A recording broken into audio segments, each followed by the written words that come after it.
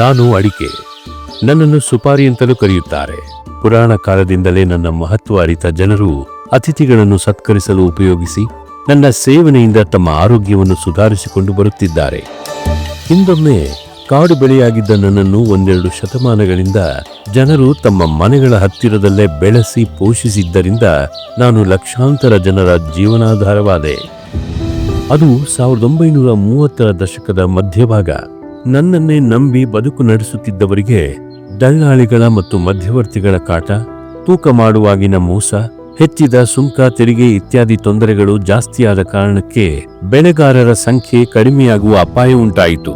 1936ರ June 5ರಂದು Shivamogga ಜಿಲ್ಲೆಯ ಮೇಗರವಳ್ಳಿ ಗ್ರಾಮದಲ್ಲಿ ಕೆಲವು ಬೆಳೆಗಾರರು ಸಭೆ ನಡೆಸಿದರು. ತಮಗೆದುರಾಗುತ್ತಿರುವ ತೊಂದರೆಗಳನ್ನು ಹಂಚಿಕೊಂಡು ಅವುಗಳನ್ನು ಸಮರ್ಥವಾಗಿ ಎದುರಿಸುವ ಯೋಚನೆ ಮಾಡಿದರು. ಹಾಗೆಯೇ ನಂತರದ ದಿನಗಳಲ್ಲಿ ಅನೇಕ ಸಭೆಗಳು ನಡೆದವು. ಶ್ರೀ ಕಾಸರವಳ್ಳಿ ನಾಗಭೂಷಣ್ ರಾವ್ ಅವರ ಅಧ್ಯಕ್ಷತೆಯಲ್ಲಿ ಅನೇಕ ಬೆಳೆಗಾರರು ಸೇರಿ ಒಂದು ಮಹತ್ವದ ಸಭೆ ನಡೆಯಿತು. ನಮ್ಮ ಭಾಗದ ಎಲ್ಲಾ ರೈತರನ್ನ, ಅಡಿಕೆ ಬೆಳೆಗಾರರನ್ನ ಸೇರಿಸಿ ಒಂದು ಸಂಘ ಅಂತ ಮಾಡಿ ಆ ಸಂಘಕ್ಕೆ DC ಅವ್ರನ್ನೇ ಅಧ್ಯಕ್ಷರನ್ನಾಗಿ ಮಾಡಿದ್ರೆ ಶಾಶ್ವತ ಪರಿಹಾರ ಸಿಗುತ್ತೆ. DC ಒಪ್ಕೊಳ್ತಾರೆ. ಅದಕ್ಕೆ DC ಅವ್ರ ಹತ್ರ ನಾನು ಮಾತಾಡಿ ಒಪ್ಪಿಸ್ತೀನಿ. ನಂತರ ದೇಶದಲ್ಲೇ ಪ್ರಥಮ ಎನಿಸಿಕೊಳ್ಳುವ ಶಿವಮೊಗ್ಗದ ಜಿಲ್ಲಾಧಿಕಾರಿಗಳಾದ ಶ್ರೀ ಎಂ ಶೇಷಾದ್ರಿ ಅವರ ಅಧ್ಯಕ್ಷತೆಯಲ್ಲಿ the Malnad areca marketing cooperative society limited, Malenadu ಅಡಿಕೆ ಮಾರಾಟದ ಸಹಕಾರ ಸಂಘ ನಿಯಮಿತ ಮಾಮ್ಕೋಸ್ನ ಜನನವಾಯಿತು. 10 ರೂಪಾಯಿ ಷೇರು ಧನದ 659 ಸದಸ್ಯರನ್ನು ಹೊಂದಿ 16,031 ರೂಪಾಯಿಗಳ ಬಂಡವಾಳದೊಂದಿಗೆ ಆಗಿನ ಸಹಕಾರ ಸಂಘಗಳ ಜಾಯಿಂಟ್ ರಿಜಿಸ್ಟ್ರಾರ್ ಆಗಿದ್ದ ಶ್ರೀ BT ಪೀತಾಂಬರರಾವ್ ಉಪಾಧ್ಯಕ್ಷರಾಗಿ ಮಾಮ್ಕೋಸ್ 1939ರ ಡಿಸೆಂಬರ್ 1ರಂದು ಕಾರ್ಯಾರಂಭ ಮಾಡಿತು. ಅಡಿಕೆ ಬೆಳೆಗಾರರ ಈ ಕೂಸು ಮೊದಲ ವರ್ಷವೇ 3,867 ರೂಪಾಯಿಗಳ ನಿವ್ವಳ ಲಾಭ ಗಳಿಸಿ ಷೇರುದಾರರಿಗೆಲ್ಲ %6.75 ಡಿವಿಡೆಂಡ್ ವಿತರಿಸಿತು. ನಾವು ಆಡಳಿತಾತ್ಮಕವಾಗಿ ಆ ಜಿಲ್ಲೆ ಹೆಡ್ ಆಗಿ ಒಂದು ಕೋಆಪರೇಟಿವ್ ಸೊಸೈಟಿ ಅಧ್ಯಕ್ಷರಾಗಿ ನಿರ್ವಹಣೆ ಮಾಡೋದು ಒಂದು ಅಪರೂಪದ ಒಂದು ಸಂಗತಿ ಅಂತಾನೆ ನಾವು ಹೇಳ್ಬೋದು. ಜಿಲ್ಲಾಧಿಕಾರಿ ಅಲ್ಲಿ ಅಧ್ಯಕ್ಷರು ಇರ್ತಾರೆ ಅಂತಂದ್ರೆ ಆ ಸಂಸ್ಥೆಗೆ ಲೀಗಲಿ ಒಂದು ಒಳ್ಳೆ ಫೌಂಡೇಶನ್ ಇರ್ತದೆ, ಮತ್ತೆ ಬೆಳೆಗಾರರಿಗೆ ಒಂದು ನಂಬಿಕೆ ಇರ್ತದೆ. ವರ್ಷದಿಂದ ವರ್ಷಕ್ಕೆ ಸತತವಾಗಿ ತನ್ನ ವಹಿವಾಟನ್ನು ಹೆಚ್ಚಿಸಿಕೊಳ್ಳುತ್ತಾ ವೈಜ್ಞಾನಿಕ ಕೃಷಿಗೆ ಒತ್ತು ಕೊಟ್ಟು ಕಾಲಕ್ಕೆ ತಕ್ಕಂತೆ ಆಧುನಿಕ ತಂತ್ರಜ್ಞಾನವನ್ನು ಸತತವಾಗಿ ಅಳವಡಿಸಿಕೊಂಡು ಬಂದಿದೆ ಮಾಮ್ಕೋಸ್. ಬೆಳೆಗಾರ ಬೆಳೆದಿರ್ತಕ್ಕಂಥ ಬೆಳೆಯನ್ನ ಮಾರುಕಟ್ಟೆಯಲ್ಲಿ ನ್ಯಾಯಯುತವಾಗಿ ಮಾರಾಟ ಮಾಡತಕ್ಕಂಥ ಅವಕಾಶವನ್ನ ಇವತ್ತು ಮ್ಯಾಮ್ಕೋಸ್ ಮಾಡಿಕೊಟ್ಟಿದೆ. ವಿಜ್ಞಾನಿಗಳು ರೈತರ ತಾಕಿಗಳಿಗೆ ಹೋಗಿಬಿಟ್ಟು ಅದಕ್ಕೆ ಸಲಹೆ ಕೊಡತಕ್ಕಂಥ ಕೆಲಸವನ್ನು ಕೂಡ ಮ್ಯಾಮ್ಕೋಸು ಮಾಡ್ತಾ ಇದೆ.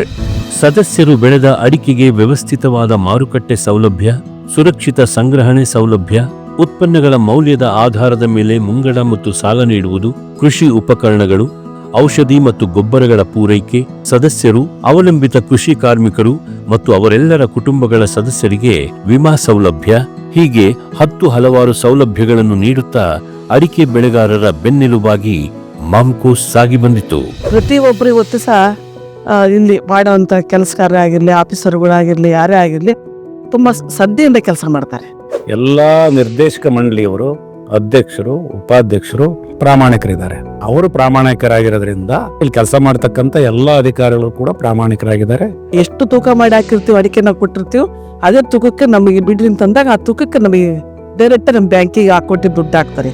ಮಾಮ್ಕೋಸ್ನ ಪ್ರಯಾಣದ ಮಜಲುಗಳಲ್ಲಿ ಏರಿಳಿತಗಳು ಹಲವು. 1950ರಲ್ಲಿ ಅಡಿಕೆ ಆಮದಿನ ನಿರ್ಬಂಧದಿಂದಾಗಿ ಸ್ಥಳೀಯ ಅಡಿಕೆ ಮಾರುಕಟ್ಟೆಯಲ್ಲಿ ಸ್ಥಿರತೆ ಬಂದಿತು. 1952ರಲ್ಲಿ ಸದಸ್ಯರು ದೇಣಿಗೆ ನೀಡಿದ ಕಟ್ಟಡ ನಿಧಿಯ ಸಹಾಯದಿಂದ ಮೊದಲ ಸ್ವಂತ ಕಟ್ಟಡದ ನಿರ್ಮಾಣ. 1965ರಲ್ಲಿ ಬೆಳ್ಳಿ ಹಬ್ಬದ ಸಂಭ್ರಮದ ಜೊತೆಗೆ ಸಾಗರ ಮತ್ತು ಬೀರೂರಿನಲ್ಲಿ ಶಾಖೆಗಳ ಆರಂಭ. 1970ರಲ್ಲಿ ವಿಭಿನ್ನ ಕೃಷಿ ಸಂಸ್ಕೃತಿ ಮತ್ತು ವಿವಿಧ ರೀತಿಯ ಮಣ್ಣಿನ ನೆಲದಲ್ಲಿ ಅಡಿಕೆ ಬೆಳೆಯಲು ಆರಂಭ. 1976ರಲ್ಲಿ ಅಡಿಕೆ ಬೆಳೆಗಾರರಿಂದಲೇ ಚುನಾಯಿತಗೊಳ್ಳುವ ಉಪಾಧ್ಯಕ್ಷರ ನೇಮಕ. 1980ರಲ್ಲಿ ಶಾಖೆಗಳ ಸಂಖ್ಯೆ 10ಕ್ಕೆ ಏರಿಕೆ.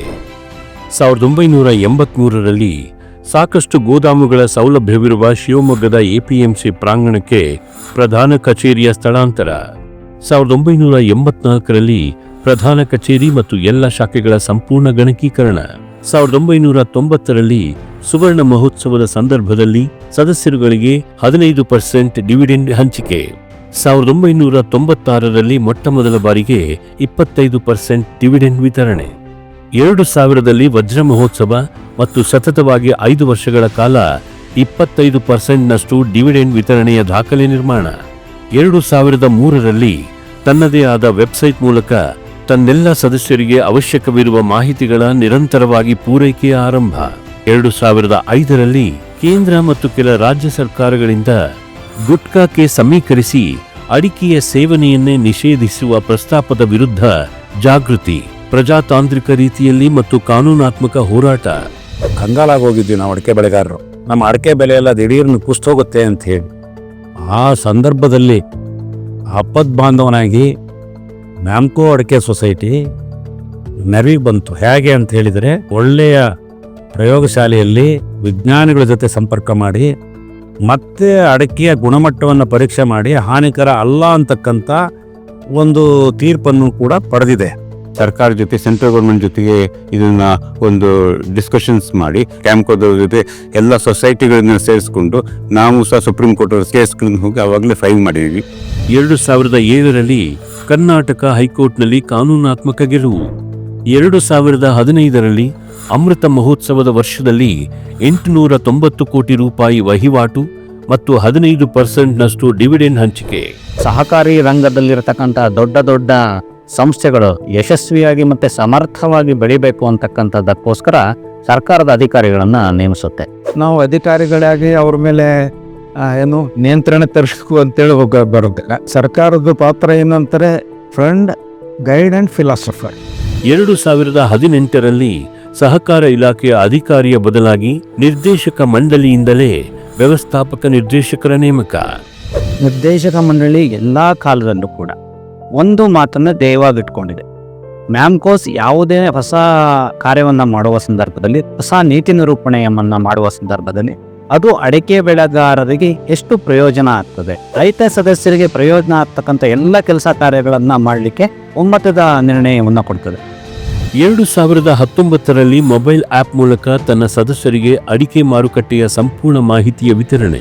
ಹೊರಗಡೆ ಏನು ಅಡಿಕೆ ಮಾರ್ಕೆಟ್ ಹೇಗಿದೆ, ನಾವು ಇಳಿಬೋದಾ, ಅದ್ರ ಬಗ್ಗೆ ತುಂಬ ಡೀಟೇಲ್ಸ್ ಆಗಿ ನಾವು ಸ್ಟಡಿ ಮಾಡಿ ಒಂದು ರಿಪೋರ್ಟ್ ಕೊಟ್ಟಿದ್ದರಿಂದ ಬಹುಶಃ ಈಗ ಅಡಿಕೆ ಮಾರ್ಕೆಟ್ಗೆ ನಾವು ಇಳಿದ್ಬಿಟ್ಟು ಅಡಿಕೆ ಖರೀದಿ ಮಾಡಲಿಕ್ಕೆ ಶುರು ಮಾಡಿದ್ದೀವಿ. ಎಲ್ಲರಿಗೂ ಗೊತ್ತಿದ್ದಾಗೆ 3,000 ರೂಪಾಯಿಯಿಂದನೂ ಕೂಡ 1,08,000ವರೆಗೂ ಕೂಡ ಅಡಿಕೆ ರೇಟ್ ಹೋಗಿರತಕ್ಕಂಥ ದಿನಗಳು ಇಲ್ಲಿ ದಾಖಲಾಗಿದೆ. ಕೊರೋನಾದಂಥ ಸಂದರ್ಭದಲ್ಲೂ ಕೂಡ ಅಡಿಕೆ ಮಾರುಕಟ್ಟೆಯನ್ನು ಅತ್ಯಂತ ಯಶಸ್ವಿಯಾಗಿ ನಿರ್ವಹಿಸಿರ್ತಕ್ಕಂಥದ್ದು ಇದೆಯಲ್ಲ, ಅದು ಬಹಳ ವಿಶಿಷ್ಟ ಮತ್ತು ಅನನ್ಯ. ಯೋಗ ಅಂದಿನಿಂದ ಇಂದಿನವರೆಗೂ ಕೂಡ ಎಂತಹ ಸಂದರ್ಭಗಳಲ್ಲೂ ಕೂಡ ಮ್ಯಾಮ್ಕೋಸು ಅಡಿಕೆಯ ಧಾರಣೆಯನ್ನ ಏರುಗತಿಯಲ್ಲಿಡುವಂಥ ಎಲ್ಲ ಪ್ರಯತ್ನಗಳನ್ನು ಕೂಡ ಮ್ಯಾಮ್ಕೋಸ್ ಮಾಡಿ ಅದರಲ್ಲಿ ಸಫಲತೆಯನ್ನು ಕಂಡಿದ್ದೇವೆ ನಾವು. 2021ರಲ್ಲಿ ಅಡಿಕೆ ಬೆಳೆಗಾರರ ವರಮಾನ ಹೆಚ್ಚಿಸಿಕೊಳ್ಳಲು ಅನುವಾಗುವಂತೆ ಕಾಳು ಮೆಣಸನ್ನು ಬೆಳೆಯಲು ಪ್ರೋತ್ಸಾಹ ಮತ್ತು ಖರೀದಿಯ ಆರಂಭ. 2022ರಲ್ಲಿ 3 ಜಿಲ್ಲೆಗಳ 17 ತಾಲೂಕುಗಳಲ್ಲಿ 12 ಶಾಖೆಗಳು, 18 ಏಜೆನ್ಸಿಗಳು ಮತ್ತು 6 ನೇರ ಅಡಿಕೆ ಖರೀದಿ ಕೇಂದ್ರಗಳ ಮೂಲಕ ವಹಿವಾಟು. ಈ ಟೆಕ್ನಾಲಜಿಕಲ್ ಚೇಂಜಸ್ಸು ಮತ್ತು ಈ ಬಿಸ್ನೆಸ್ ಚೇಂಜಸ್ಸು ಭಾಳ ಆಗಿದೆ. ಆ ಚೇಂಜನ್ನು ಅಡಾಪ್ಟ್ ಮಾಡಿಕೊಂಡು ಆ ಸಂಸ್ಥೆನೂ ಕೂಡ ಚೇಂಜ್ ಆಗಬೇಕು, ಬದಲಾವಣೆ ಆಗಬೇಕು. ಮ್ಯಾಮ್ಕೋಸ್ ಕೂಡ ಆ ಥರ ಇರುವ ಕೆಲವೊಂದು ಚೇಂಜಸ್ ಅಡಾಪ್ಟ್ ಮಾಡಿಕೊಂಡಿದೆ. ಸೊ ಅದಕ್ಕೆ 85 ವರ್ಷ ಪೂರೈಸಿದೆಯಾ ಅಂತ ನಾನು ಭಾವಿಸ್ತೀನಿ. 2023ರಲ್ಲಿ ಫೆಬ್ರವರಿ 27ರಂದು ಮಾಮ್ಕೋಸ್ನ ಮಹತ್ವದ ಸಾಧನೆಗಳಲ್ಲಿ ಒಂದಾದ ಆಧುನಿಕ ಸೌಕರ್ಯಗಳಿರುವ ನೂತನ ಆಡಳಿತ ಕಟ್ಟಡದ ಉದ್ಘಾಟನೆ ಪ್ರಧಾನಿ ಶ್ರೀ ನರೇಂದ್ರ ಮೋದಿಯವರಿಂದ. 2024ರಲ್ಲಿ 31,165 ಸದಸ್ಯರಿಂದ ಒಟ್ಟು 8.76 ಕೋಟಿ ರೂಪಾಯಿಗೂ ಮೀರಿದ ಷೇರು ಬಂಡವಾಳ, 22.58 ಕೋಟಿ ರೂಪಾಯಿಗಳಿಗೂ ಮೀರಿದ ಆಪದ್ಧನ, 404 ಕೋಟಿ ರೂಪಾಯಿ ಮೊತ್ತದ ಅಡಿಕೆ ಖರೀದಿ, 382.43 ಕೋಟಿ ರೂಪಾಯಿ ಮೊತ್ತದ ಅಡಿಕೆ ಮಾರಾಟ, 13.82 ಕೋಟಿ ರೂಪಾಯಿಗೂ ಹೆಚ್ಚಿನ ಮೊತ್ತದ ವ್ಯಾಪಾರ ಲಾಭ, ಸದಸ್ಯರಿಗೆ ಶೇಕಡ 10ರಷ್ಟು ಡಿವಿಡೆಂಡ್ ಹಂಚಿಕೆ ಮತ್ತು ತೆರಿಗೆಯ ನಂತರ 5.25 ಕೋಟಿ ರೂಪಾಯಿಗೂ ಹೆಚ್ಚು ನಿವ್ವಳ ಲಾಭ. ಇದು ಮಾಮ್ಕೋಸ್ನ ಸಾಹಸಗಾಥೆ. ಅವತ್ತು ಏನು 39 ಸ್ಟಾರ್ಟ್ ಆಯ್ತು, ಅವತ್ತಿಂದ ಇಲ್ಲಿವರೆಗೆ ಎಲ್ಲ ರೀತಿಯಲ್ಲೂ ಮೇಲೆ ಹೋಗ್ತಾ ಇದೆ. ರೈತರು ಏನು ಮ್ಯಾಮ್ಕೋಸೇ ನಮ್ಮದನ್ನು ಮಟ್ಟದಲ್ಲಿದ್ದಾರೆ. ಪ್ರತಿಯೊಬ್ಬರಿಗೂ ಕೂಡ ಮ್ಯಾಮ್ಕೋಸ್ನಲ್ಲಿ ಯಾವುದೇ ಥರದಲ್ಲೂ ಕೂಡ ನೋವನ್ನು ಅವನು ಹಂಚಿಕೊಳ್ತಾನೆ. ಕೊಳೆ ಬಂದರೆ ಕೊಳೆ ಬಂದು ಹೋಯ್ತು, ಧಾರಣೆ ಕಡಿಮೆ ಆದ್ರೂ ಕೂಡ ಮ್ಯಾಮ್ಕೋಸ್ನವ್ರ ಹತ್ರನೇ ಧಾರಣೆ ಕಡಿಮೆ ಇದೆ. ಆ ಥರದಲ್ಲಿ ರೈತರ ಜೊತೆಯಲ್ಲಿ ಅವಿನಾಭಾವವಾಗಿ ಸಂಬಂಧಗಳಿದೆ. ಮ್ಯಾಮ್ಕೋಸ್ ಇಲ್ಲೇ ಇದ್ರೆ ನಾವು ಪ್ರೈವೇಟ್ ಯಾರೋ ಒಬ್ಬ ಟ್ರೇಡರ್ಸ್ ತಂದ್ರೆ ಅಡಿಕೆ ಹಾಕ್ತಿದ್ದು, ಅವನು ಅದ್ರಲ್ಲಿ ತೂಕ ಹೊಡಿತಿದ್ದ, ಕ್ವಿಂಟಲಿಗೆ ಒಂದು 2-3 kg ತೂಕ ಕಡಿತಾನ ಅವನು. ಜೊತೆ ರೇಟು ಸಿಗ್ತಾ ಇರಲಿಲ್ಲ. ಮ್ಯಾಮ್ಕೋಸ್ ಸಾಲ ಕೊಟ್ಟರೆ ಅದಕ್ಕೆ 11.25% ಬಡ್ಡಿ. ಅದೇ ನೀವು ಪ್ರೈವೇಟ್ ಮಂಡಿಲಿ ಸಾಲ ತಗೊಂಡ್ರೆ 24% ಬಡ್ಡಿ ಹಾಕ್ತಾರೆ. ಸೊ ಆ ಡಿಫರೆನ್ಸ್ ನಮಗೆ ರೈತರಿಗೆ ಉಳಿದ್ರಿಂದ ರೈತರಿಗೆ ಬಹಳ ಅನುಕೂಲ ಆಗಿದೆ ಬೆಳೆಯೋದ್ರಿಂದ. ಈ ಭಾಗದ ಬೆಳೆಗಾರರು ಕೂಡ ಅತ್ಯಂತ ಪ್ರಾಮಾಣಿಕರಿದ್ದಾರೆ. ತಾವು ತೆಗೆದುಕೊಂಡಂತ ಸಾಲ ಇರ್ಬೋದು ಅಥವಾ ಬೇರೆ ಸೌಲಭ್ಯ ಇರ್ಬೋದು, ಅದನ್ನೆಲ್ಲವನ್ನು ಸದುಪಯೋಗ ಮಾಡಿಕೊಂಡು ಸಾಲವನ್ನ ನಿಯಮಿತ ಕಾಲಕ್ಕೆ ವಾಪಸ್ ಪಾವತಿ ಮಾಡ್ತಾ ಬರ್ತಾ ಇದ್ದಾರೆ. ಹಾಗಾಗಿ ಸುಸ್ತಿ ಬಾಕಿ ಇತ್ಯಾದಿ ಪ್ರಕರಣಗಳು ಇಲ್ಲ. ಹಾಗಾಗಿ ಮ್ಯಾನೇಜ್ಮೆಂಟ್ ಬಹಳ ಸುಸೂತ್ರವಾಗಿ ಮತ್ತೆ ಅತ್ಯಂತ ಪಾರದರ್ಶಕವಾಗಿ ನಡೆಯೋದಕ್ಕೆ ಸಾಧ್ಯ ಇದೆ. ಜನಮಾನಸದಲ್ಲಿ ಸಹಕಾರ ತತ್ವದ ಬಗ್ಗೆ ನಂಬಿಕೆಯನ್ನು ಬೆಳೆಸುವ ಮಾಮ್ಕೋಸ್ನ ಈ ಮಹತ್ ಸಾಧನೆಯ ರೂವಾರಿಗಳು ಹಲವರು. ಅಡಿಕೆ ಬೆಳೆಗಾರರಿಂದ ಚುನಾಯಿತ 223ಕ್ಕೂ ಹೆಚ್ಚು ನಿರ್ದೇಶಕರುಗಳ ವೈಚಾರಿಕ ಸ್ಪಷ್ಟತೆ, 18 ಪದನಿಮಿತ್ತ ಮತ್ತು 16ಕ್ಕೂ ಹೆಚ್ಚು ಚುನಾಯಿತ ಉಪಾಧ್ಯಕ್ಷರುಗಳ ಆಡಳಿತಾತ್ಮಕ ದಕ್ಷತೆ, 56ಕ್ಕೂ ಹೆಚ್ಚು ಪದನಿಮಿತ್ತ ಅಧ್ಯಕ್ಷರಾದ ಜಿಲ್ಲಾಧಿಕಾರಿಗಳ ಮಾರ್ಗದರ್ಶನ ಹಾಗೂ 34 ಕಾರ್ಯದರ್ಶಿ ಮತ್ತು ವ್ಯವಸ್ಥಾಪಕ ನಿರ್ದೇಶಕರುಗಳ ಆಡಳಿತಾತ್ಮಕ ಕೊಡುಗೆಗಳು ಗಮನೀಯ. ಮ್ಯಾಮ್ಕೋಸ್ ಜೊತೆಗೆ ನಾನು ನನ್ನ ಸ್ವಂತ MN ಆಗಿದೆ ಅನ್ನೋದು 48 ವರ್ಷ ಆಯಿತು. ಕರ್ನಾಟಕದ ಇಷ್ಟು ದೊಡ್ಡ ಸಂಸ್ಥೆ ಇಷ್ಟು ಸರಿಯಾಗಿ ನಡೀತಾ ಇರೋದು ಇದು ಒಂದೇ ಸಂಸ್ಥೆ ಅಂತ ನನ್ನ ನಂಬಿಕೆ. ರೈತರಿಗೆ ಎಜುಕೇಟ್ ಮಾಡೋದನ್ನ ಹೇಗೆ ನಾವು ಮಾಡಬೇಕು, ಪ್ರೊಸೆಸ್ ಮಾಡಬೇಕು, ಅಡಿಕೆ ಬೆಳೆದ ಅಡಿಕೆಯನ್ನು ಹೇಗೆ ರೆಡಿ ಮಾಡಬೇಕು ಅಂತ ಮಾಡಿ ಅಂಥ ಒಳ್ಳೆ ಅಡಿಕೆನು ಮಾರ್ಕೆಟಿಗೆ ಬರುತ್ತೆ. ಇಂಥ ಮಾಲ್ ನಮಗೆ ಬೇರೆ ಕಡೆ ಸಿಕ್ಕಲ್ಲ. ದುಡ್ಡು ಜಾಸ್ತಿ ಕೊಡ್ತೀವಿ ಅಂದ್ರೂ ಸಿಕ್ಕಲ್ಲ. ಮ್ಯಾಮ್ಕೋಸ್ನ ಮೊದಲ ವಿಶೇಷತೆ ಗುಣಮಟ್ಟ. ಯಾವ ಗುಣಮಟ್ಟ ಹೇಳ್ತಾರೋ ಆ ಗುಣಮಟ್ಟದಲ್ಲಿ ನಮ್ಗೆ ಸಿಗುತ್ತೆ. ನೀವು ಲಕ್ಷಾಂತರ ಜನ ಸೇರಿಸಿ ಅಡಿಕೆಯ ಒಂದು ಬ್ರ್ಯಾಂಡ್ ಅನ್ನ ಕಟ್ಟಿದ್ದೀರಾ. ನಾವು ಲಕ್ಷಾಂತರ ಜನರಿಗೆ ಅದನ್ನ ತಿಳಿಸ್ತಿದ್ದೇವೆ. ನೀವು ಬ್ರ್ಯಾಂಡ್ ನೀಡಿದ್ರಿ, ನಾವು ಬ್ರ್ಯಾಂಡ್ ಬೆಳೆಸ್ತಿದ್ದೇವೆ. ಹಮ್ನೆ ಬ್ರ್ಯಾಂಡ್ ಬನಾಯ. ಅಡಿಕೆ ಬೆಳೆಗಾರರ ಸೇವೆ ಹಿತರಕ್ಷಣೆ ಮಾಡಿರುವುದಲ್ಲದೆ ಮಾಮ್ಕೋಸ್ನ ಮಹತ್ವವನ್ನು ತಿಳಿಸಿಕೊಡಲು ಪಟ್ಟ ಶ್ರಮಕ್ಕಾಗಿ ಅನೇಕ ಪ್ರಶಸ್ತಿ ಪುರಸ್ಕಾರಗಳು ಮಾಮ್ಕೋಸ್ಗೆ ಸಂದಿವೆ. 2 ವರ್ಷನೂ ಕೂಡ ನಾನು ಆ ಥರ ನೋಡಿದ್ದೀನಿ. ಅಷ್ಟೇನು ಪಾಲಿಟಿಕ್ಸ್ ಅಂತಾನೆ ಇಲ್ಲ ಅಲ್ಲಿ ನಿಜ ಹೇಳಬೇಕಾದ್ರೆ. ಸೊ ಯಾವಾಗಲೂ ಒಂದು ಡೆಮಾಕ್ರೆಟಿಕ್ ಆಗಿ ಡಿಸಿಷನ್ ತಗೋತಾ ಇದ್ರು. ಏನು ರೈತರಿಗೆ ಏನು ಅನುಕೂಲ ಆಗಬೇಕು ಅಥವಾ ಮ್ಯಾಮ್ಕೋಸ್ಗೂ ಯಾವ ಅನುಕೂಲ ಆಗಬೇಕು, ಆ ಒಂದು ಒಳ್ಳೆಯ ನಿಟ್ಟಿನಲ್ಲಿ ಮ್ಯಾಮ್ಕೋಸನ್ನು ಹೇಗೆ ತೊಗೊಂಡೋಗ್ಬೋದು ಅಂತ ನಿಟ್ಟಿನಲ್ಲಿ ಚರ್ಚೆ ಆಗ್ತಾ ಇತ್ತು ಹೊರತು ಅಡಿಕೆ ಬೆಳೆಗಾರರು ಎದುರಿಸುವ ಯಾವುದೇ ಸಂಕಷ್ಟಗಳಾಗಲಿ, ಸರ್ಕಾರಗಳ ಮಟ್ಟದಲ್ಲಿ ಆಗುವ ವ್ಯತಿರಿಕ್ತ ನಿರ್ಧಾರಗಳ ಸಂದರ್ಭದಲ್ಲಾಗಲಿ ಮಾಮ್ಕೋಸ್ ಬೆಳೆಗಾರರ ಪರ ನಿಲುವನ್ನು ಹೊಂದಿ ಅನಿವಾರ್ಯವಾದಲ್ಲಿ ಹೋರಾಟಕ್ಕೆ ನೇತೃತ್ವ ನೀಡಿ ಬೆಳೆಗಾರರಿಗೆ ಅನ್ಯಾಯವಾಗದಂತೆ ನೋಡಿಕೊಳ್ಳುತ್ತಿದೆ. ಸದಸ್ಯರಿಗೆ ಮುಖ್ಯವಾಗಿ ರೇಟ್ ಬೇಕು, ಜೊತೆಗೆ ಆ ಸಂದರ್ಭದಲ್ಲಿ ಬೇಕಾಗಿರತಕ್ಕಂಥ ಆ ಫೈನಾನ್ಸಿನ ವ್ಯವಸ್ಥೆನ ಸದಸ್ಯರಿಗೆ ತಲುಪಬೇಕು. ಆ ಥರದ ವ್ಯವಸ್ಥೆನ ನಾವು ಅಲ್ಲಿಂದ ಮಾಡ್ಕೊಬಂದಿದ್ದೀವಿ. ಸಿಬ್ಬಂದಿಗಳಿಗೂ ಸಂಸ್ಥೆ ಬಗ್ಗೆ ಒಂಥರ ಭಾವನಾತ್ಮಕವಾದ ಸಂಬಂಧ ಇದೆ. ಆಡಳಿತ ಮಂಡಳಿ ಏನೇ ಒಂದು ಯೋಜನೆಗಳನ್ನ ರೈತರು ತಂದ್ರು ಚಾಚು ತಪ್ಪದೆ ಅದ್ರ ಇಂಪ್ಲಿಮೆಂಟೇಷನ್ಗೆ ಇವರು ಉತ್ಸುಕರಾಗಿರ್ತಾರೆ. ಇದು ಯಾಕೆ ತಕ್ಕಪ್ಪ ನಮ್ಗೆ ಹಚ್ಚಿದ್ರು ಅಂತ ಒಂದು ದಿವಸನೂ ಯಾರು ಬೇಸರ ಮಾಡ್ಕೊಂಡಿಲ್ಲ. ತುಂಬಾ ಚೆನ್ನಾಗಿ ಬೋರ್ಡರ್ ಮಾಡ್ತಾ ಇದ್ದಾರೆ. ಕೆಲಸಗಳನ್ನ ರೈತರ ಹಿತರಕ್ಷಣೆ ಏನ್ ಬೇಕೋ ಅದನ್ನ ಮಾಡ್ತಾ ಇದ್ದಾರೆ. ಅದು ಒಂದ್ ರೀತಿ ನನಗೆ ಇನ್ಸ್ಪಿರೇಷನ್ ಅಂತ ಹೇಳ್ಬೋದು. ನಿಸ್ವಾರ್ಥತೆಯಿಂದ ಅಡಿಕೆ ಬೆಳೆಗಾರರ ಹಿತದೃಷ್ಟಿಯಿಂದ ಕಾರ್ಯನಿರ್ವಹಿಸುತ್ತಿರುವ ನಿರ್ದೇಶಕ ಮಂಡಳಿ, ಅಧಿಕಾರಿಗಳು ಮತ್ತು ಸಿಬ್ಬಂದಿ ವರ್ಗದ ಪರಿಶ್ರಮದಿಂದ ತನ್ನ ಯಶೋಗಾಥೆಯನ್ನು ಮುಂದುವರಿಸಿಕೊಂಡು ಸಾಗುತ್ತಾ ಇಂದು ಜಗತ್ತೇ ಬೆರಗಾಗುವಂತೆ ಬೃಹದಾಕಾರವಾಗಿ ಬೆಳೆದು ಅಡಿಕೆ ಬೆಳೆಗಾರರ ಹಿತವನ್ನು ಯಶಸ್ವಿಯಾಗಿ ಕಾಪಾಡಿಕೊಂಡು ಬಂದಿದೆ ಮಾಮ್ಕೋಸ್. ದಯಮಾಡಿ ತಾವೆಲ್ಲರೂ ಕೂಡ ಉತ್ತಮ ದರ್ಜೆಯ ಕ್ವಾಲಿಟಿಯ ಅಡಿಕೆಯನ್ನು ಮಾಡೋಂಥ ಪ್ರಯತ್ನವನ್ನು ತಾವು ಮಾಡಬೇಕು. ಇದರೊಂದಿಗೆ ಬಿಲ್ ಮುಖಾಂತರ ವ್ಯವಹಾರವನ್ನು ಮಾಡಿದಾಗ ಈ ವ್ಯವಸ್ಥೆಯನ್ನು ಬಲಪಡಿಸಿದಂತಾಗುತ್ತೆ. ಜಿಲ್ಲಾ ಮಟ್ಟದಲ್ಲಿ ಏನೇನು ಇಶ್ಯೂಸ್ಗಳಿದೆ, ಪ್ರಯೋಗಗಳಿದೆ, ಅದಕ್ಕೆ ನಾವು ಇಲ್ಲಿಯೇ ಅವರಿಗೆ ನಾವು ಕನ್ಸರ್ನ್ಸ್ ಅನ್ನ ಅಡ್ರೆಸ್ ಮಾಡ್ತೀವಿ. ಮತ್ತೆ ಮ್ಯಾಮ್ಕೋಸ್ ಸಂಸ್ಥೆಯ ಕೆಲವೊಂದು ಇನಿಷಿಯೇಟಿವ್ ಇಂದನೂ ಸಹಿತ ಪಾಲಿಸಿ ಲೆವೆಲ್ ಅಲ್ಲಿ ಚೇಂಜಸ್ ಆಗಿರೋದು ಬಹಳ ವರ್ಷದಿಂದ ನಾವು ನಡ್ಕೊಂಡ್ ಬಂದಿರೋದನ್ನ ನೋಡ್ತಾ ಇದೀವಿ. ನಮ್ಮ ಕ್ರಾಪಿಂಗ್ ಪ್ಯಾಟರ್ನ್ ನಾವು ಕರೆಕ್ಟ್ ಆಗಿ ಹೆಂಗ್ ಮಾಡ್ಕೊಂಡು ಹೋಗ್ಬೋದು, ನೀವು ವಾಟರ್ ಮ್ಯಾನೇಜ್ಮೆಂಟ್ ಯಾವ ರೀತಿ ಮಾಡ್ಕೋಬಹುದು, ಇರಿಗೇಷನ್ ಯಾವ ತರ ಪ್ಲಾನ್ ಮಾಡ್ಕೋಬಹುದು, ಇದು ಎಲ್ಲದರಲ್ಲೂ ನಾವು ಸ್ವಲ್ಪ ಸುಧಾರಣೆ ತರುವ ಅಗತ್ಯ ಇದೆ.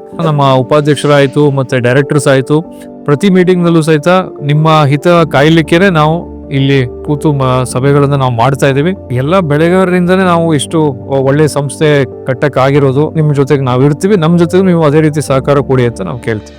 ಅಡಿಕೆ ಕೃಷಿಗೆ ಪ್ರೋತ್ಸಾಹ ನೀಡಿ ಬೆಳೆಗಾರರ ಶ್ರೇಯಸ್ಸಿನಲ್ಲೇ ಸಾರ್ಥಕತೆಯ ಭಾವ ಅನುಭವಿಸುವ ಸಂಸ್ಥೆಯೊಂದಿದ್ದರೆ ಅದುವೇ ಅಡಿಕೆ ಬೆಳೆಗಾರರ ಜೀವಸೆಲೆ ಮಲೆನಾಡು ಅಡಿಕೆ ಮಾರಾಟದ ಸಹಕಾರ ಸಂಘ ನಿಯಮಿತ ಮಾಮ್ಕೋಸ್.